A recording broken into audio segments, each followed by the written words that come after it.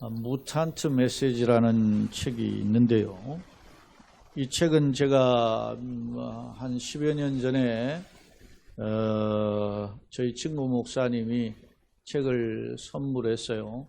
근데 이 책이 굉장히 두꺼운데 제가 원래 두꺼운 책을 별로 안 좋아하는데 또 다는 아니지만 그래도 띄엄띄엄해서 이 책을 읽어본 경험이 있습니다. 그런데 이 책이 1994년도 미국에 처음 출판되었을 때 많은 사람들의 호응을 받아서 뉴욕타임즈에 31주 연속 게재가 되고 베스트셀러로 인정을 받았고 24개국에 번역된 책이라고 합니다. 그런데 이 무탄트의 메시지는 캔자스시티 출신의 그 여성 의사인 말로 모건이라고 하는 이 여성 의사가 자연 치료법을 연구하기 위해서 질병 예방 프로젝트 때문에 호주에 가서 활동하던 중에 오스트로이드라고 하는 참사람 부족이라고 하는 원주민과 함께 교류를 하게 되었는데 이 원주민 62명과 함께 호주의 그 사막을 이제 횡단하는데 약 3, 4개월 좀 기간 동안에 이 사막을 횡단하면서 함께 벌어지는 이 62명의 원주민들과의 생활 패턴과 대화 이런 걸 통해서 깨달은 것들을 적어놓은 책이에요. 그 책의 내용의 일부에 보면 이런 내용이 있어요. 우리에게 주는 도전이 이겁니다. 제 친구가 저한테 선물한 목적도 이거예요. 문명이라고 자부하는 현대인들은 개인의 향락이나 개인의 편의를 추구하기 위해서 서로 경쟁한다. 문제는 경쟁하면서 남의 터전을 파괴하는 일을 서슴지 않고 행한다라는 것입니다. 그런데 이 말로 모건이 겪은 이 원주민들을 통해서 배운 것은 호주 원주민들은 비록 문맹, 이 현대인들에 비한 문화를 접하지 못한 문맹이지만 그러나 그들은 삶의 본질이 무엇이어야 되는지를 너무나 잘 알고 있는 지혜로운 사람이었다라고 하는 것이 말로 모건의 깨달음이에요. 예를 들면 내가 언젠가도 이 표현은 소개했었어요. 오스트로이드라고 불리는 이 참사람 부족들은 이 문명인을 향하여서 무탄트라고 이렇게 부른다는 거예요. 이 책 제목이 무탄트 메시지거든요. 무탄트를 향한 주는 메시지. 근데 무탄트는 무슨 뜻이냐면 돌연변이 그런 뜻이다. 그러니까 이 사람들이 볼 때에 현대인들은 문명인들은 무탄트라는 겁니다. 돌연변이라는 거예요. 다시 말하면 하나님이 주신 질서, 창조의 질서 이런 원리들을 벗어난 자들이라는 거예요. 예를 들면 그들이 이렇게 이제 지내다 보니까 현대인들은 생일을 당하면 해피 버스데이 투 유 케이크를 자르면서 노래를 부른다는 거예요. 근데 왜 이렇게 그런 짓을 하지? 하면서 이 참사람 부족은 그렇게 의아하게 생각했다는 거죠. 왜냐하면 매년 동일하게 찾아오는 생일이 그 의미가 자기들에게 보기에는 의미가 없다는 거예요. 오히려 1년 만에 찾아온 생일 때 1년을 돌아보니까 그 사람이 지식이 성사했고 아니면 옛날보다 더 지혜로워졌자 그러면 그걸 축하해야 된다는 거죠. Happy birthday to you가 아니라 너의 지식이 성숙했기 때문에 너가 인격적으로 성숙했기 때문에 축하한다 이렇게 하는 것이 맞다라는 거예요. 이 참사람 부족의 뜻은. 그래서 예를 들면 이 부족의 한 여인이 어느 날 자기의 온갖 고민을 가지고 한 여성을 찾아갔어요. 찾아가가지고 내 고민이 있는데 좀 들어줄 수 있느냐고. 그러니까 흔쾌히 받아주면서 내가 비밀을 지켜줄 테니까 이야기해보라. 너 고민이 뭐냐? 그랬더니 속내를 다 이야기해. 그리고 나니까 이 사람이 내가 이 고민스러운 답답한 걸 다 이야기하고 나니까 속이 우려나다고. 그리고 이 여인은 비밀을 지켜줬어요. 이러한 사실을 누군가가 찾아가지고 그 상담해준 이 여인을 보고 부족들이 알고, 그 내용이 뭔지는 모르지만 이 여인이 너 때문에 마음의 고민의 문제를 좀 치료받았다고 하는데, 그러면 야 다들 모여라. 그래서 케이크를 자르면서, 자기네들 케이크이죠, 자르면서 그를 축하해 줬다는 거예요. 너 귀한 일을 했다. 이것이 바로 이 원주민들의 사는 삶의 패턴이었다는 거예요. 그래서 이 말로모건이 이러한 것들을 보고 경험한 것을 글로써 놓은 것이 바로 이 무탄트 메시지입니다. 사랑하는 성도 여러분, 여러분은 오스트로이드라고 하는 이 참사람 부족의 가치관에 대해서 어떻게 평가하십니까? 여러분은 어떤 점이 타인으로부터 칭찬을 받을 때 기분이 좋습니까? 여러분은 어떤 부분이, 나의 어떤 부분이 하나님께로부터 칭찬받기를 원하십니까? 오늘 우리는 역대상 21장 1절로 8절을 읽었는데요. 오늘 본문은 이스라엘의 최고의 왕이었던 다윗의 실패와 회개에 대한 내용을 21장은 기록하고 있습니다. 다윗은 이스라엘 역사 중에 최고의 지도자입니다. 물론 모세라는 지도자도 있지만 이스라엘에는 지금도 국기에 별이 그려져 있는데 이 별이 다윗별입니다. 다윗의 후손으로 오는, 다윗의 왕권을 회복시키는 별과 같이 빛나는 분이죠. 그게 이제 메시아를 상징하는 표현이죠. 그만큼 다윗은 위대한 왕입니다. 그런데요, 오늘 이 성경은 이런 위대한 다윗 왕에 대한 기록 중에 다윗의 실패, 다윗의 잘못된 부분을 정면하게 폭로하고 있습니다. 그러자면 무슨 까닭으로 성경은 이 감추고 싶은 민족의 최고의 지도자인 다윗의 실패 이야기를 기록하고 있을까? 성경 고린도전서 10장 11절을 함께 읽어보겠습니다. 그들에게 일어난 이런 일은 본보기가 되고 또한 말세를 만난 우리를 깨우치기 위하여 기록되었느니라. 아멘. 고린도전서 10장의 내용은 이스라엘 백성이 출애굽을 해서 광야에서 40년 동안 사는 동안에 멸망을 당한 이스라엘의 백성들의 이야기예요. 그걸 다시 구약 성경에 이렇게 기록되어 있는 것을 바울 사도가 거론하는 이유가 뭐냐? 이런 거죠. 이런 일은 우리의 본보기를 삼기 합니다. 말세를 살아가는 우리가 이걸 깨우쳐서 잘못된 길 걸어가지 않도록 하기 위해서 기록됐다. 할렐루야. 다윗의 이야기, 다윗의 실패, 다윗의 하나님 앞에서의 교만된 삶의 모습을 적나라하게 기록한 이유는 그의 모습을 통해서 우리가 본보기를 삼고 다시 실패하지 않게 하기 위함인 줄로 믿습니다. 이 고린도전서 10장 11절에 나타난 본보기라고 하는 헬라어 티포이라고 하는 단어는 타격을 가하는 흔적, 원어의 의미가 그런 거예요. 그러니까 내가 내 몸에 누군가에 얻어 맞았잖아요. 상처가 있어. 예를 들면 칼자국이 난다. 그러면 제가 저 지난주에 우리 2주 동안 제가 그런 어떤 기술학교라는 곳에 갔더니 그 강사하시는 목사님이 자기 팔을 가둬서 이쪽 양쪽을 보여주는데 여기 흉대가 쭉 있더라고. 일하다가 다쳤다는 거죠. 흉터입니다. 이게 그런 거, 이티포이라고 하는 단어가 그런 뜻이에요.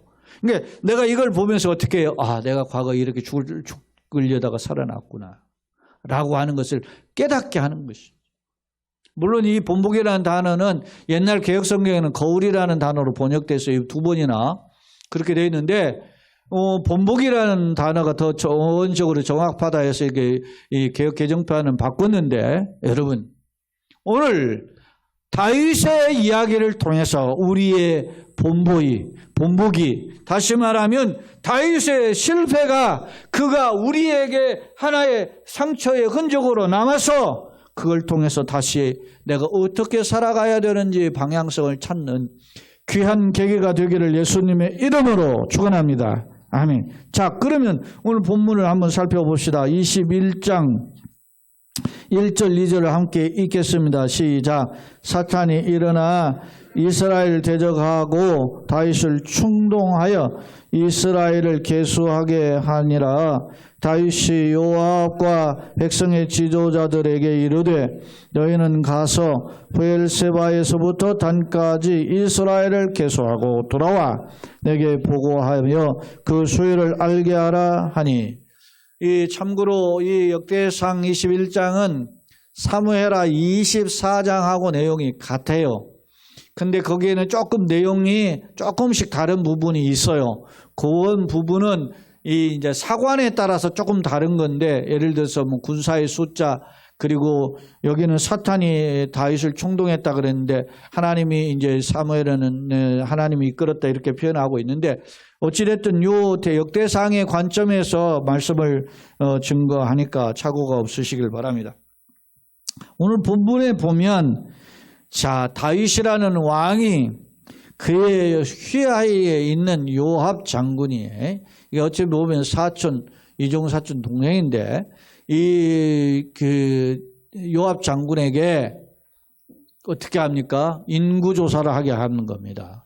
어떤 인구조사를 했느냐? 이스라엘에 전쟁에 나갈 사람들이 몇이나 되는가? 그래서 브엘세바에서부터 단까지, 브엘세바는 이스라엘의 최남단을 가리키는 곳이에요. 그리고 단은 이스라엘의 최북단. 그러니까 우리 뭐 흔히 그러잖아요. 뭐 제주도에서부터 어디 중강진까지 아니면 마라도에서부터 어디까지는 우리나라 영토를 이야기하듯이 브엘세바에부터 단까지는 이스라엘의 전 영토를 가리키는 거예요. 그러니까 네가 이스라엘 남쪽부터 최북쪽까지 전부 다 다녀서 거기에서 인구조사를 해서 전쟁에 나갈 만한 사람들을 찾아보고 와, 그렇게 이야기한 거예요. 이 계수한다라는 인원은 만 20세 이상을 아마 중점적으로 숫자를 센 것으로 봅니다. 그런데 이 인구조사의 목적이 뭡니까? 만 20세 이상 이렇게 세는 것은 크게 이것은 이 다윗만 한 게 아니고 고대 근동 지방에서는 보통 다 하는 일이에요. 근데 왜 하느냐 하는 이유가 있어요. 인구조사를 해야, 만 20세 이상을 해야 어떻게 해요? 세수가 분명하잖아요. 세금이 얼마를 거뒀는지 분명하게 나타나는 거예요. 그리고 20세 이상을 파악을 해야 어떻게 해요? 전쟁에 나가는 군사들이 몇 명인지를 알 수가 있는 거예요. 그러니까 주변의 나라들은 다 이런 일을 하고 있어요. 그런데 오늘 다윗이 이것을 하고 있는 까닭이 뭡니까? 겉으로 보기에는 다윗이 통치자로서 합리적이고 국가를 위해서 어떻게 보면 치밀한 계획을 하는 것처럼 보여요. 그러나 오늘 다윗에게는 다른 목적이 있었음을 알 수 있어요. 그 다른 목적이 뭔지 우리 한번 1절을 다시 한번 들여다봅시다. 사탄이 일어나 이스라엘을 대적하고 다윗을 어떻게 해요? 충동하여 이스라엘 계수하게 했다. 다시 말하면 자기 마음속에, 다윗의 마음속에 사탄의 충동질 때문에 계수를 했다라는 의도가 담겨져 있다 말입니다. 자, 그게 도대체 어떤 의도인가 보세요. 3절을 또 읽어봅시다. 요압이 아뢰되 여호와께서 그 백성을 지금보다 100배나 더 하시기를 원하나이다. 내 주 왕이여, 이 백성이 다 내 주의 종이 아니니까 내 주께서 어찌하여 이 일을 명하시나이까? 어찌하여 이스라엘이 범죄하게 하시나이까? 하니네. 그렇게 했어요. 자, 이 요압의 말을 보면 사탄이 뭘 충동질했는지를, 다윗의 마음에 뭐를 불어넣었는지를 엿볼 수 있어요. 이건 뭐예요? 국가 통치를 위해서 합리적이고 어떤 면에서 세수 확보와 군사 조직을 위해서 하는 계산 명분은 그래요. 그런데 내용을 알고 보니까 뭐예요? 내 나라가 얼마나 센지 과시하기 위해서 인구조사를 했던 겁니다. 나중에 인구조사 한 110만 명 이렇게 되거든요. 그런데 여러분 보니까 이 요압이 뭐라고 하니까 어찌하여 이스라엘이 범죄하게 하시나이까? 요압이 그렇게 훌륭한 장수가 아니에요. 물론 다윗에게 충성했지만 다윗의 말도 안 듣고 압살롬을 살려두라고 했는데도 죽이고 그런 이 장수거든요, 이게. 그러나 다윗에게는 충성했어요. 근데 이 장수가 보기에도 다윗이 하는 짓이 뭐요? 건강한 태도가 아니라는 거 아는 겁니다. 이만큼은 하나님이 축복해 하셔가지고 왕의 나라가 이렇게 잘 됐고 이제 이후로 하나님이 원하시면 당신 나라를 100배 더 부흥하게 할 것인데 뭐 굳이 그렇게 일일이 세가지고 그렇게 세를 과시하려고 하십니까? 내가 보기에도 별로 안 좋습니다. 이렇게 이제 왕에게 지거를 한 거예요. 누가? 요압 장군이. 이 범죄하게라고 하는 아흐레이시마라고 하는 단어를 제가 살펴보니까 불신앙에서 비롯된 행동임을 지적해요. 그러니까 이제까지 성장하고 성공한 것이 하나님의 은혜인데 말로는 그렇게 시부렁거리면서 겉으로는 그렇게 하면서 내가 이렇게 쓰고 수고하고 노력해서 이만큼 얻었지 이런 거를 과시하고자 하는 마음이 담겨져 있었다는 것입니다. 그래서 요압이 이것을 간파하고 하나님께서 당신의 나라를 100배나 하고 모든 백성들이 다 당신 종 아닙니까? 개수 안 해도 다 일사불란하게 왕의 뜻을 따를 것이고 다 개수 안 해도 다 이스라엘 백성이 전쟁이 일어나면 다 왕에게 충성할 텐데 뭐 이런 거 가지고 하십니까? 이스라엘 백성에게 전염병을 내리시며 이스라엘 백성 중에서 죽은 자가 7만 명이었더라.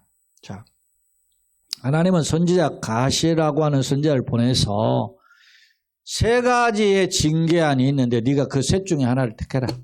다윗에게 선택권을 줬어요.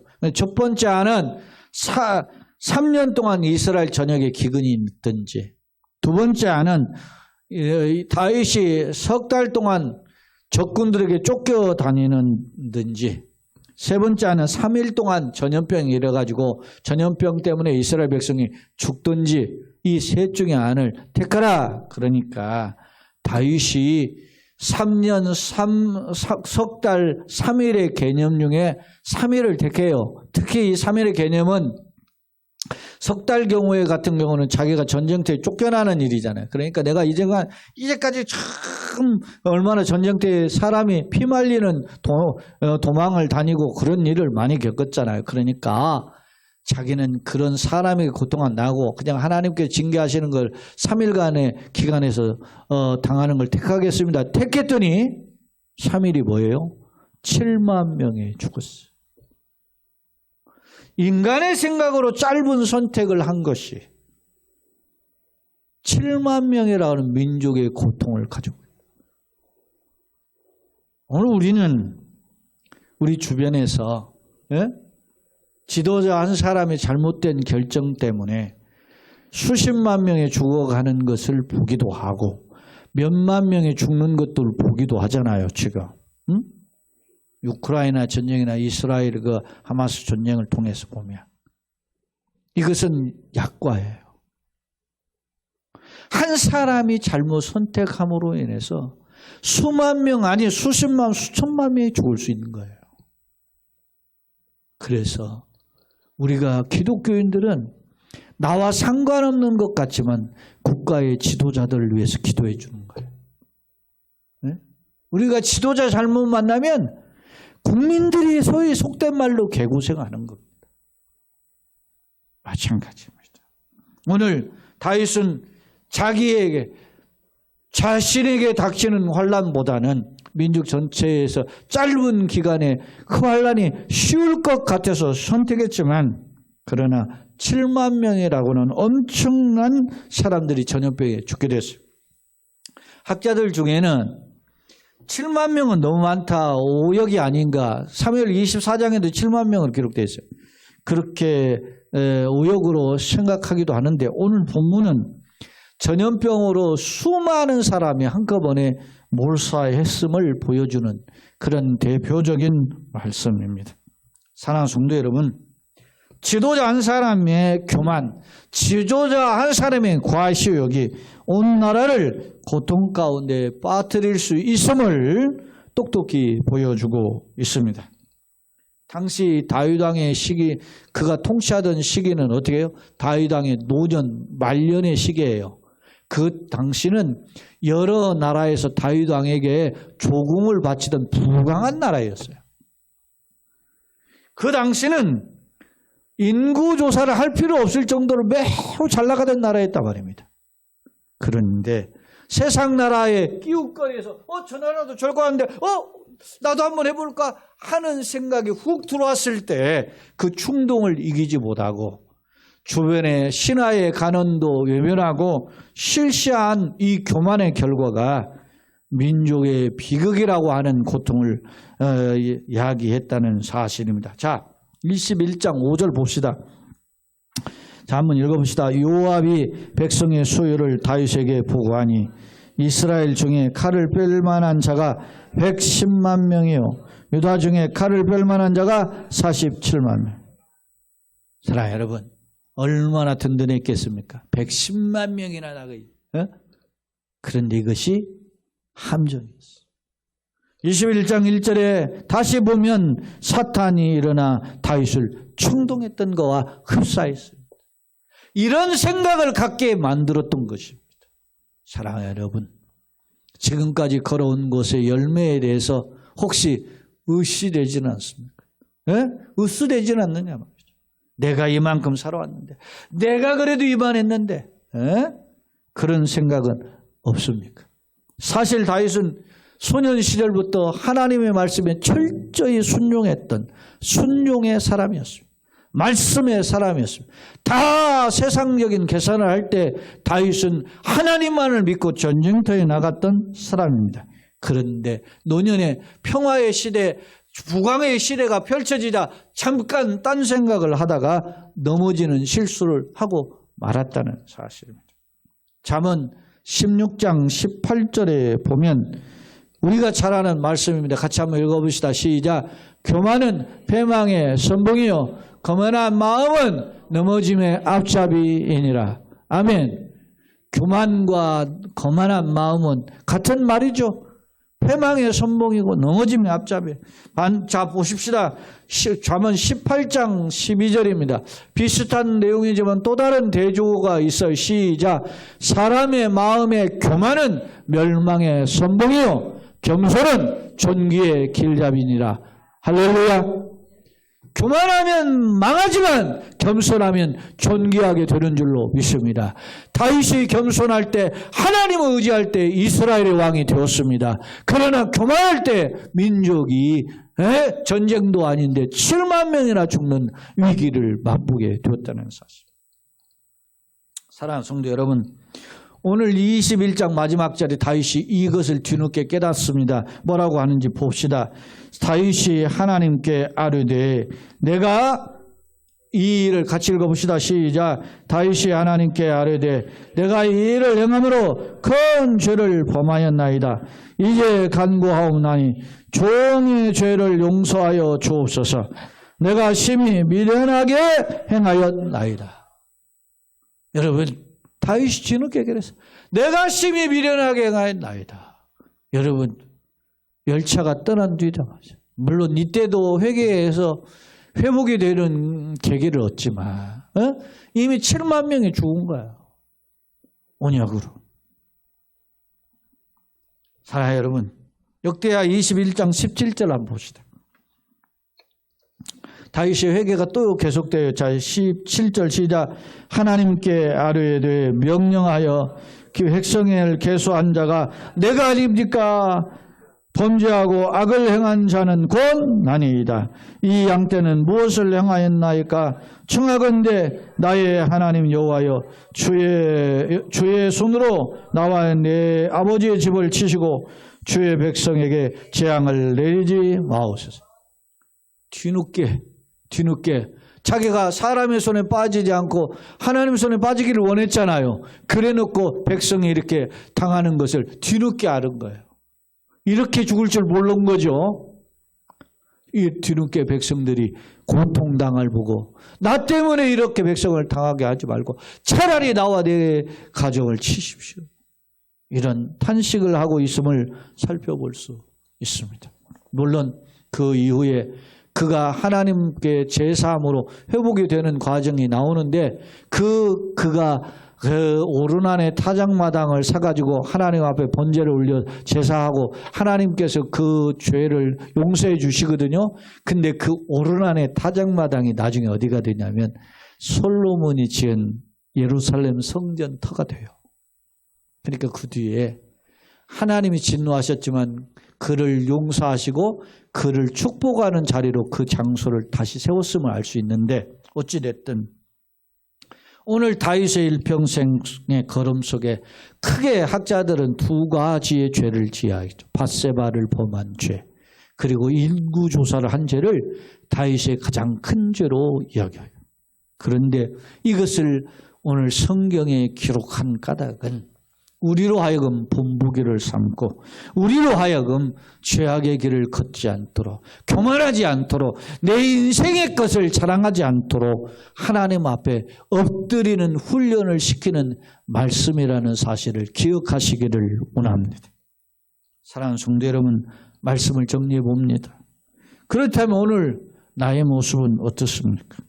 혹시 자신의 것들을 자랑하고 싶은 마음은 없습니까? 세상에 더 높은 자리에 명예나 인기나 많은 돈이나 성공, 출세의 드럼을 세상 사람들 앞에 드러내고 싶지는 않느냐는 질문입니다. 앞서 무탄트 메시지라고 하는 내용을 제가 간략하게 소개했죠. 을에 찾아오는 것에 대한 축하는 쓸모없는 것에 불과합니다. 내가 누군가에게 유익을 끼쳤고 내가 무엇인가를 성숙한 것으로 발전했다면 그게 축하할 일이라는 사실입니다. 오늘 나는 세상적인 가치, 썩어질 가치를 자랑하지는 않는가. 세상 자랑 때문에 혹은 나는 그것이 없어서 낙심하고 좌절하지는 않느냐라는 질문입니다. 오늘 제목을 저는 선줄로 생각되면 넘어질까 조심하자라고 정했는데요. 이 말씀은, 이 제목은 고린도전서 10장 12절의 말씀이에요. 같이 한번 읽어봅시다. 고린도전서 10장 12절 그런즉 선줄로 생각하는 자는 넘어질까 조심하라. 할렐루야. 잘 나갈 때 건방 떨지 말고 겸손한 자로 서기를 예수님의 이름으로 축원합니다. 잠언 16장 9절에 사람이 마음으로 자기 길을 계획할지라도 그의 걸음을 인도하시는 이는 여호와 신이라 라고 말씀하고 있습니다. 잠언 16장 9절 우리가 너무 잘 알잖아요. 사람이 자기 길을 계획해도 그 걸음을 인도하시는 분 누구다? 하나님. 내가 이제까지 머리를 잘 쓰고 지혜로워서 걸어온 것 같아도 그 길을 인도하신 분은 하나님인 줄로 믿습니다.